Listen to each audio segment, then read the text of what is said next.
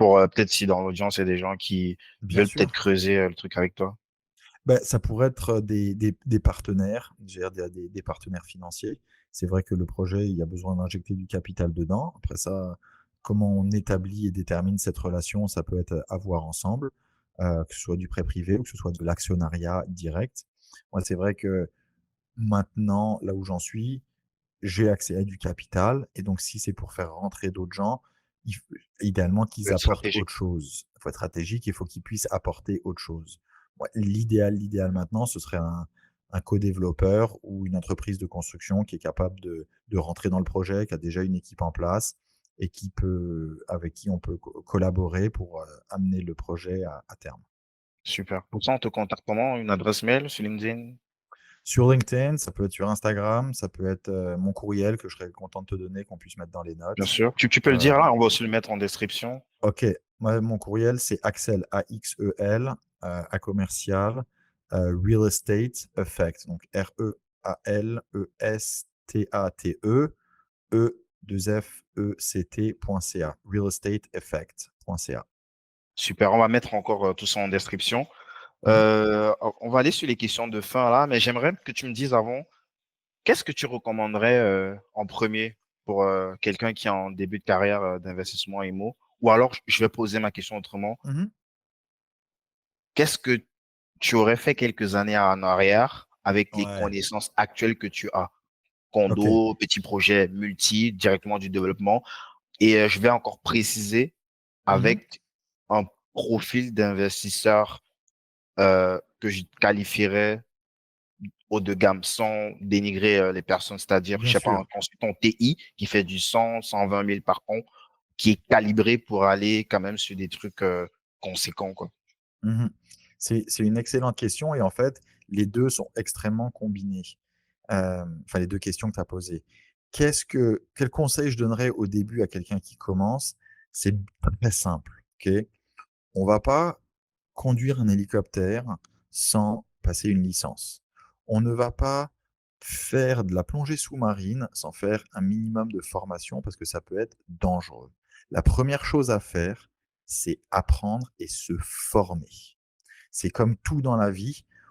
Est-ce qu'on pourrait commencer à aller piloter un avion tout seul? Bon, si tu fais assez de simulateurs sur l'ordinateur, peut-être que tu es assez bête pour prendre le risque, sauf que tu as une grande chance de de faire un accident et d'y laisser ta vie. L'investissement immobilier, on n'y laissera pas sa vie. Par contre, on peut en sortir dans une très mauvaise situation financière en faisant des erreurs qui auraient pu être évitées si on s'était formé. Donc moi, le premier conseil, la première chose à faire, c'est que avant de te dire que tu vas aller acheter un actif à 500 000, va prendre le premier 10 à 15 k et investis-le en toi. Va te former. Va apprendre comment ça marche et commence à traîner avec des gens qui sont quelques années en avance sur toi. Ok. Si tu te dis que dans quelques années, tu voudrais avoir un portfolio de X unités, trouve des gens qui ont fait ça, qui font ça, et va traîner avec eux, même soit volontaire pour travailler pour gratuitement quelques heures par semaine, juste pour apprendre, juste pour être avec eux, juste pour écouter et entendre les conversations, regarder comment ils travaillent et se former avec des gens qui font ce que tu as envie de faire. Voilà, ça c'est là où commencer. Pour revenir au deuxième volet de ta question qui est, sachant ce que je sais maintenant, qu'est-ce que j'aurais fait différemment avant? J'aurais encore plus investi en moi dans la formation pour pouvoir arriver et rentrer à un niveau plus haut. Et ce que je veux dire par ça, c'est que je suis très content d'avoir commencé avec 5 unités.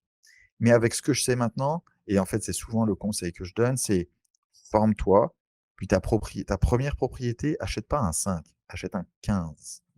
Parce qu'en fait, entre un 15 et un 5, c'est quasiment la même chose. C'est juste que les chiffres sont un peu plus gros. C'est juste qu'il faut être un peu plus structuré dès le début, etc. Mais c'est pas 3 fois plus dur, même si c'est 3 fois plus d'unités.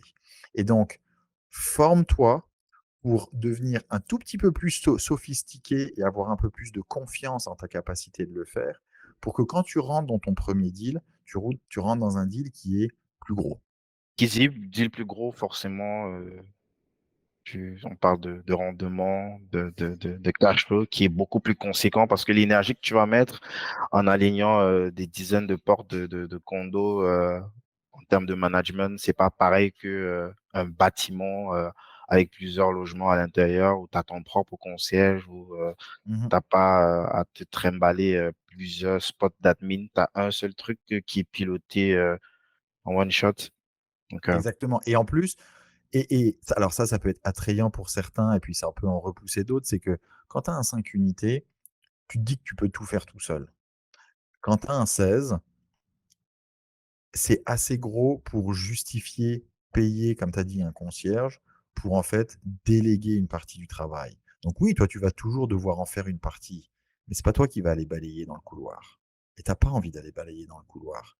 Il faut que tu t'organises, il faut que tu te rappelles que c'est de l'investissement pour toi, mais c'est une entreprise et toi, en tant que chef d'entreprise, il faut que tu construises une équipe qui va faire le travail. C'est pas toi qui vas aller faire le travail.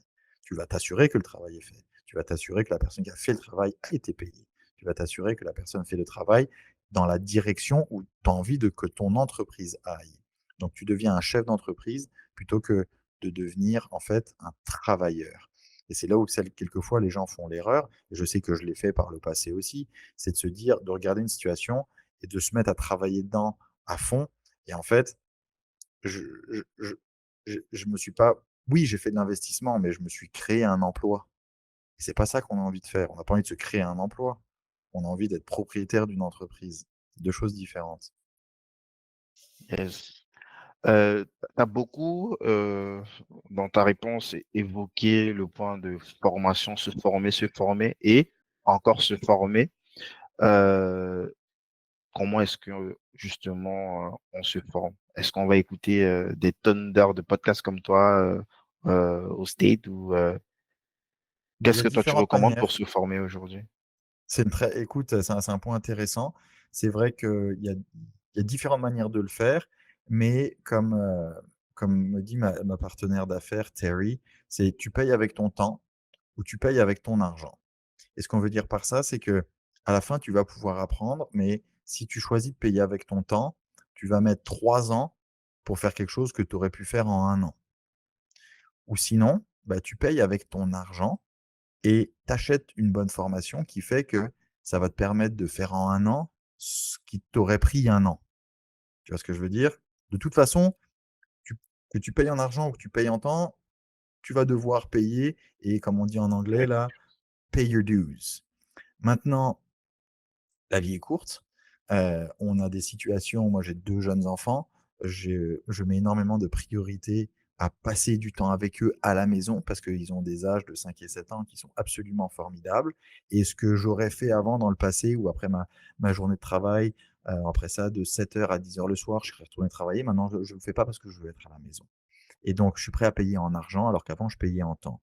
Maintenant, pour ceux qui écoutent, dépendamment de leur situation personnelle, leur situation financière, moi, je les encourage à aller payer en argent plutôt que de payer en temps. Parce que l'argent, on peut en faire d'autres. Puis une formation que tu payes X montant, quand tu fais ton premier deal immobilier, tu as repayé 3 fois ta formation. C'est juste que tu as gagné énormément de temps. Voilà. Donc, pour ceux qui veulent le faire, investissez en vous. Il y a différents programmes. Nous, ce qui s'est passé avec ma partenaire d'affaires Terry Shower, elle s'est construit un beau parc immobilier. Elle fait de la gestion. Elle a écrit un livre qui s'appelle The Mindful Landlord sur la gestion immobilière, comment faire ça de manière sereine. Et en fait, on a des expertises assez différentes. Et avec le temps, il y a toujours beaucoup de gens qui sont venus nous poser des questions. Eh, voilà où j'en suis, je travaille là-dessus, qu'est-ce que tu ferais? C'est quoi les prochaines étapes, etc. Et en fait, au début, on a commencé un mastermind pour aider ces gens-là et pour partager nos connaissances. Et puis là, dans quelques mois, à partir de janvier, on commence un nouveau programme et l'objectif est d'aider les gens qui veulent investir en immobilier pour que dans les 12 prochains mois, ils deviennent propriétaires et on va les aider avec ça de différentes manières, d'un point de vue connaissance, d'un point de vue soutien, d'un point de vue communauté, parce que ça, on n'en a pas beaucoup parlé, mais la communauté autour de soi, les gens de qui on s'entoure, c'est extrêmement important pour notre motivation, pour notre réussite. Et aussi, on a un gros volet sur, alors en anglais, c'est accountability. Quand on dit qu'on va faire quelque chose, bah, vraiment de le faire. Parce qu'il y a des gens, ils ont besoin d'être poussés, ils ont une partie de la connaissance, ils ont une partie des ressources, mais ils ont juste besoin qu'on les tienne un peu par la main et que toutes les semaines ou 2 semaines, on leur dise: «Est-ce que tu as fait ce que tu allais dire? Qu'est-ce qui te manque? Est-ce que tu as fait ce que tu as dit que tu allais faire?»